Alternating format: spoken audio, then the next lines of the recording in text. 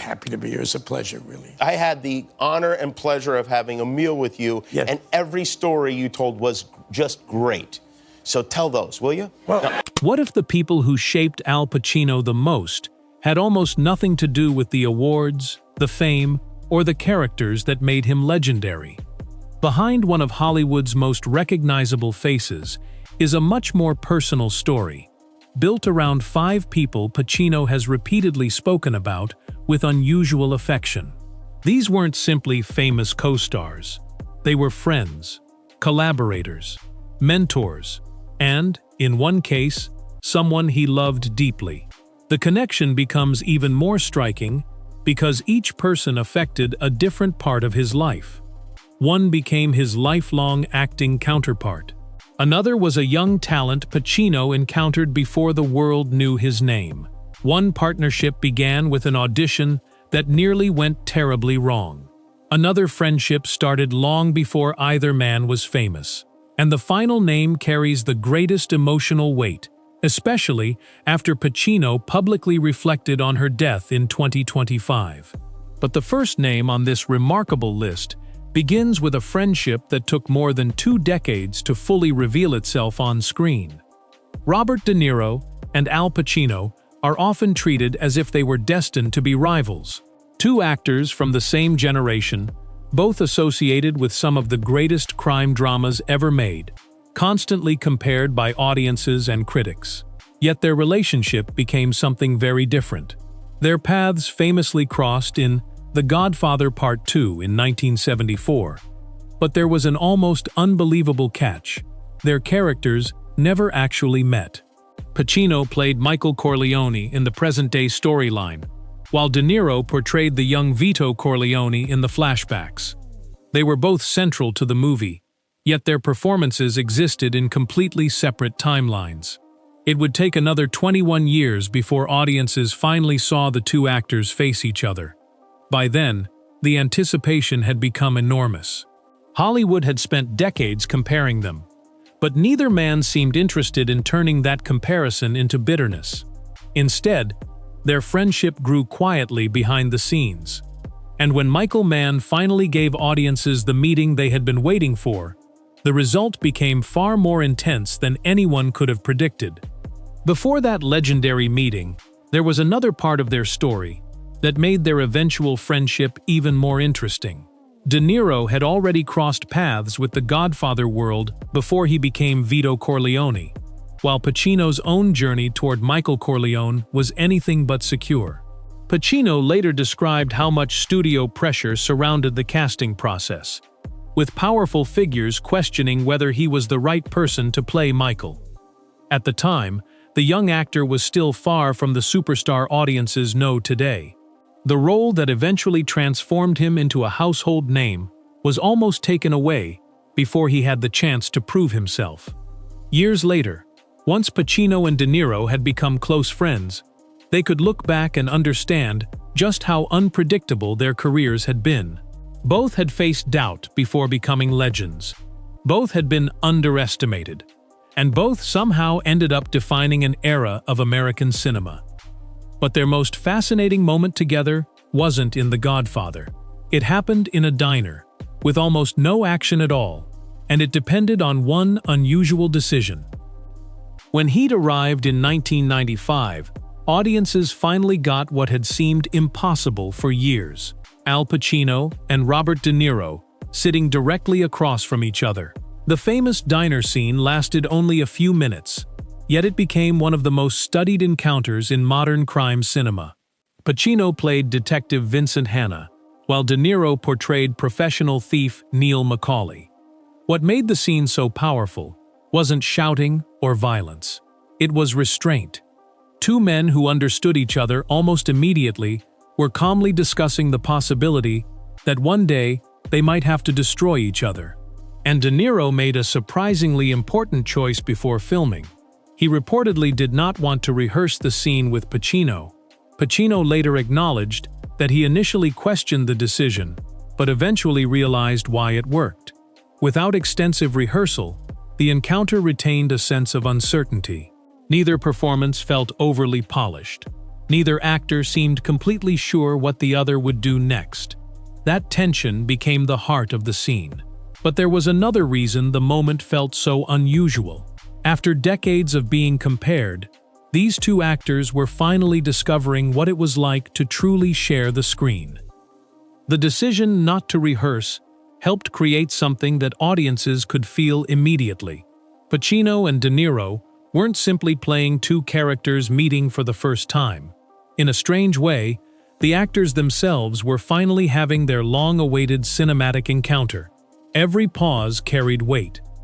Every glance seemed to ask a question. Neither character needed to explain who he was, because both men already understood the type of person sitting across the table. Pacino later praised De Niro's instinct, recognizing that too much preparation might have taken away the uncertainty that made the scene special. Yet heat demanded much more from Pacino than that quiet conversation. The film eventually pushed him into physically demanding sequences, including the famous chase near the Los Angeles airport. By then, Pacino was in his 50s, but he still threw himself into the action. Looking back years later, he could hardly believe he had agreed to chase De Niro across that tarmac. The scene became another reminder that Pacino's commitment wasn't limited to dialogue or dramatic performances. He was willing to push himself physically to make the story work. And just when it seemed the De Niro story had reached its peak, the two would find another opportunity to reunite decades later. The story didn't end with Heat. Pacino and De Niro would reunite again in Righteous Kill in 2008, and more than a decade later, they shared the screen once more in Martin Scorsese's The Irishman. By then, their relationship had become something much bigger than a single movie. They had spent decades being compared, yet somehow avoided becoming bitter competitors. Instead, they watched each other's careers evolve while building a friendship that survived changing generations of Hollywood. If you enjoy stories about the real relationships behind legendary movies, make sure to like this video, subscribe to the channel, and turn on notifications, because there are 4 more people on this list whose connections to Pacino become even more personal. And the next name is especially fascinating because Pacino recognized his talent when almost nobody else knew who he was. A young actor walked onto the set of Scent of a Woman with only a small role, but what happened next would help launch one of the most respected careers of his generation. In 1992, Al Pacino was already one of Hollywood's biggest names when he took on the role of Frank Slade in Scent of a Woman. The part was demanding, requiring him to portray a blind, bitter retired Army officer whose life had become consumed by anger and isolation. The performance eventually earned Pacino his first competitive Academy Award, after years of nominations. But hidden inside the cast was another actor whose future was almost impossible to predict. His name was Philip Seymour Hoffman. At the time, Hoffman was only 24 and still trying to establish himself as a professional actor. He wasn't playing the lead. He wasn't the person audiences came to see. His character, George Willis Jr., was a privileged and cowardly student whose arrogance made him instantly memorable. For Hoffman, the role represented something much simpler, an opportunity to keep acting. He had been working at a Manhattan delicatessen and was eager to leave that life behind. Yet those few minutes on screen were enough to make certain people in Hollywood start paying attention. And one filmmaker in particular noticed something extraordinary. Paul Thomas Anderson later remembered seeing Hoffman in Scent of a Woman and immediately recognizing something different. Hoffman had barely established himself, yet his performance had an unusual quality that made even a relatively small character difficult to forget. That connection would become one of the most important creative partnerships of Hoffman's career. Anderson eventually cast him in Boogie Nights, then Magnolia, and later Punch Drunk Love. Instead of disappearing after a minor supporting role, Hoffman kept transforming himself. He could play arrogance, vulnerability, intelligence, cruelty, warmth, or complete instability without seeming like he was repeating the same performance.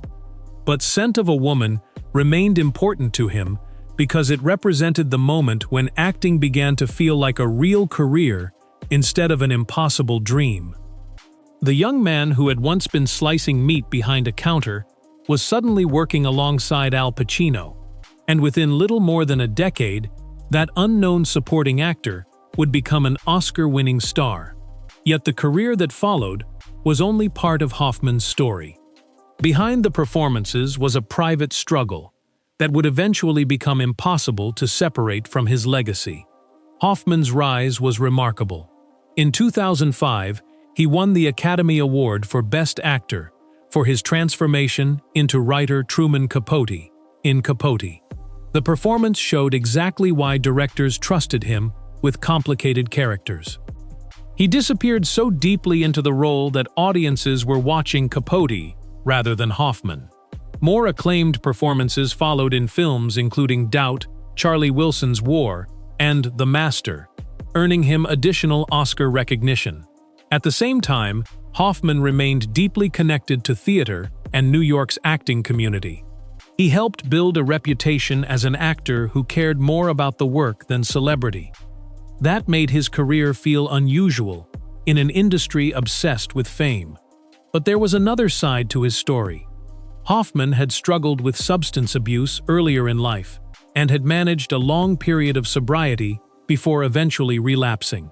In February 2014, he died at 46 after a drug-related incident. His death stunned the film world and left behind his longtime partner and 3 children. For Pacino, the loss was especially painful because he had encountered Hoffman when the actor was still almost completely unknown.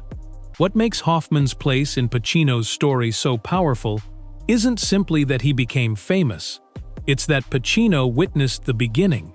He saw a young actor before the awards, before the major nominations, and before Hollywood had decided what Hoffman could become. There is something uniquely satisfying about watching someone recognize talent before the rest of the world catches up. Pacino himself had experienced that uncertainty early in his career, so perhaps he understood what Hoffman was standing on the edge of. Their connection wasn't about Pacino creating Hoffman's career. Hoffman built that career through his own extraordinary ability. But being given an opportunity at the right moment can matter enormously. A small role can become the first visible step towards something much bigger. Hoffman proved exactly that. His story also showed how complicated a brilliant career can be when extraordinary talent exists alongside private struggles. And the next person on Pacino's list has an entirely different story.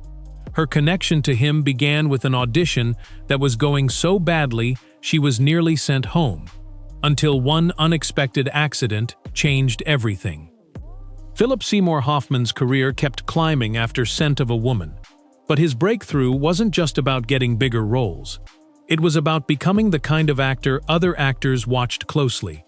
His performance as Truman Capote earned him the Oscar, but he never seemed interested in becoming a conventional movie star. He continued moving between massive Hollywood productions and demanding theater work, choosing complicated characters instead of safe ones. That reputation made his death in 2014 even more difficult for the people who had watched his journey from the beginning. Pacino had known him before the awards and before the world fully understood what he could do. Their connection, therefore, carried a special kind of significance. It wasn't simply one legendary actor praising another. It was someone who had seen the first spark and then watched it become a fire. Hoffman's story ultimately became a reminder that a performer can leave an enormous legacy without needing decades of fame. But the next person on Pacino's list had a very different beginning. Michelle Pfeiffer wasn't discovered because she walked into an audition and immediately impressed everyone. In fact, the opposite happened. When Brian De Palma began casting Scarface, Michelle Pfeiffer was still early in her career. She had appeared in Grease 2, but the movie had been poorly received, and she wasn't entering the Scarface audition with the confidence of an established star. The role of Elvira Hancock was demanding, and sharing scenes with Al Pacino meant facing one of the most intense performers of his generation. Pfeiffer later described herself as nervous and inexperienced, convinced she wasn't good enough to compete for the part. She auditioned repeatedly, and instead of becoming more comfortable, the pressure seemed to make things worse. Her own expectations began working against her. She wanted the role badly, but the more she tried to prove herself, the more difficult the audition became. At one point, it appeared the opportunity might disappear completely. De Palma reportedly wasn't convinced she was right for Elvira. Pfeiffer herself eventually thought the rejection might actually be a relief. Months of anxiety were finally coming to an end. Then something unexpected happened. She received another opportunity to test for the role, and this time she had almost nothing left to lose. That final audition required Pfeiffer to stop worrying about whether she looked impressive and simply become Elvira. The character was supposed to be unraveling emotionally, and Pfeiffer finally allowed herself to go all the way into the scene. She wasn't trying to appear perfect anymore. She was angry, frightened, reckless, and completely unpredictable. Something about that change finally clicked. But the moment became even more memorable because of an accident nobody planned. During the scene, Pfeiffer smashed a plate, and a sharp piece struck Pacino's hand. Neither actor immediately realized how serious the cut was, because they were so focused on finishing the performance. When they finally noticed the blood, the atmosphere changed instantly. Pfeiffer later joked that the accident may have been the moment Pacino finally started believing she belonged in the role. It was an almost absurd beginning for one of cinema's most recognizable screen pairings. The actress who had been terrified of failing had just delivered the kind of raw performance the role demanded. And once filming began, the pressure didn't disappear. If anything, it became even more intense. Scarface became one of the defining films of the 1980s, but making it wasn't easy. Pfeiffer had to inhabit a character surrounded by violence, addiction, manipulation, and emotional chaos. She later recalled how physically and mentally demanding the production could be. Her appearance also became part of the character's transformation, particularly as Elvira's life spiraled further out of control. Yet the risk paid off. Pfeiffer's performance helped establish her as a serious, dramatic actress, and she soon moved into a career that included The Witches of Eastwick, Dangerous Liaisons, Married to the Mob, and eventually Batman Returns. What makes the story remarkable is how close it came to never happening. If Pfeiffer had allowed her nerves to defeat her completely, Elvira Hancock might have been played by someone else. Instead, the audition that nearly destroyed her confidence became one of the turning points of her career, and there was something almost symbolic about the blood that appeared on the floor that day. It marked the moment when two actors stopped worrying about the audition and simply committed to the scene. But Pacino's next relationship goes back even further. Before the fame, before the awards, and before Hollywood knew either man's name. John Cazale wasn't someone Pacino met after becoming a star. Their friendship began when both men were still struggling to find their place in New York. Their connection reportedly went back to their younger years, when they worked ordinary jobs and had no guarantee that acting would ever become a career. Cazale possessed a quality Pacino immediately noticed.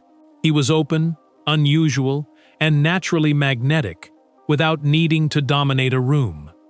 Years later, their paths crossed again in the theater world, where both were trying to establish themselves. That reunion would become one of the most important moments in Pacino's life.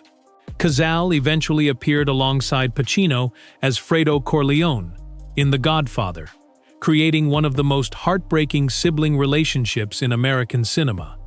His performance wasn't loud or flashy. Instead, Cazale made Fredo's insecurity and desperation painfully human. What makes his career even more extraordinary is how small his filmography was. He appeared in only 5 movies, The Godfather, The Conversation, The Godfather Part 2, Dog Day Afternoon, and The Deer Hunter. Every one of them received a Best Picture nomination. It was an astonishing record, built in just a few years. But the reason Pacino remembered Cazale went far beyond statistics. His friend had helped prove that greatness could emerge from the most unlikely beginnings. John Cazale's career was incredibly short, but his influence was enormous. After The Godfather, he continued working with some of the most important filmmakers and actors of his generation, appearing in The Conversation and returning as Fredo in The Godfather Part 2. Then came Dog Day Afternoon, where he played Sal alongside Pacino. Once again, Cazale proved that he didn't need a massive amount of screen time to make a character unforgettable. There was something painfully natural about the way he performed. He never seemed to be showing the audience what he could do. He simply became the person in the story. That quality eventually brought him to The Deer Hunter, a film that would become his final performance. But by then, Cazale's personal life had taken a devastating turn. He had been diagnosed with terminal lung cancer while production was underway. The diagnosis could have ended his career immediately, but Cazale wanted to finish the film. His condition worsened as filming continued, yet he kept working whenever he was physically able. And standing beside him throughout that final chapter was an actress who would soon become one of Hollywood's biggest names. Meryl Streep was romantically involved with Cazale during the final period of his life, and their relationship became one of the most poignant stories surrounding The Deer Hunter. Streep was deeply committed to staying close to him while the production continued. She had joined the film in a supporting role, but the circumstances surrounding the shoot made everything far more personal. Cazale was becoming weaker, and everyone knew time was running out. Yet he continued performing. The decision was extraordinary because The Deer Hunter wasn't simply another movie. It became the final piece of an almost perfect filmography. Cazale died in March 1978, at only 42 years old, before the movie was released. He never saw the completed film or experienced the reaction it received. He never knew that his 5-film career would eventually become one of the most admired short filmographies in Hollywood history. Pacino, however, carried the memory of his friend for decades. Their relationship represented something that fame could never replace: the bond between two people who had struggled together before anyone cared about their names. And then there was the 5th person, whose connection with Pacino was more complicated, more intimate, and far more difficult to put into words. Diane Keaton entered Pacino's life during one of the most important periods of his career. When they worked together on The Godfather, Pacino was still becoming Michael Corleone, while Keaton was creating Kay Adams as the woman watching his transformation from the outside. Their chemistry was obvious on screen, but their connection eventually moved beyond the movie. Keaton later spoke openly about being attracted to Pacino, describing him as charming, funny, unpredictable, and completely unlike anyone else she had known. Their relationship developed further, around the time of The Godfather Part 2, eventually becoming an on-again, off-again romance that lasted for years. Yet the two wanted different things from the future. Keaton eventually wanted marriage and children, while Pacino struggled with the idea of making that kind of permanent commitment. Their relationship therefore became a complicated mixture of affection, attraction, separation, and reconciliation. They were never married, but Keaton remained an important figure in Pacino's life. Their story wasn't a simple Hollywood romance with a clean ending. It was something messier and more human. And after their relationship finally ended, an extraordinary silence followed. For years after their relationship ended, Pacino and Keaton largely went their separate ways. Both continued building remarkable careers, but the relationship that had once occupied so much of their lives became part of the past.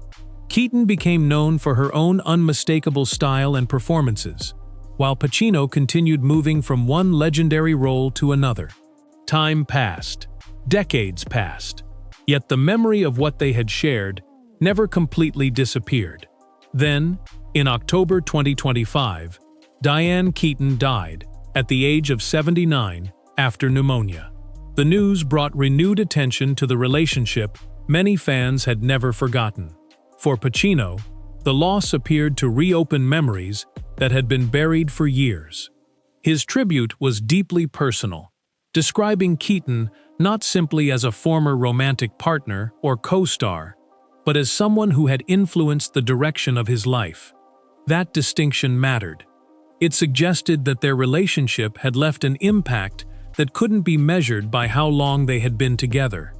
Sometimes people remain important even after they disappear from our daily lives. And Pacino's words made it clear that Keaton was one of those people. What made Pacino's tribute to Diane Keaton especially emotional was the sense that he wasn't simply saying goodbye to an actress. He was remembering an entire chapter of his life. Their relationship had existed during the years when Pacino was becoming the man audiences would eventually know as one of cinema's great performers. Keaton had witnessed that transformation from close range. She knew the person behind Michael Corleone, not just the image created on screen. After decades apart, her death brought those memories back with unexpected force.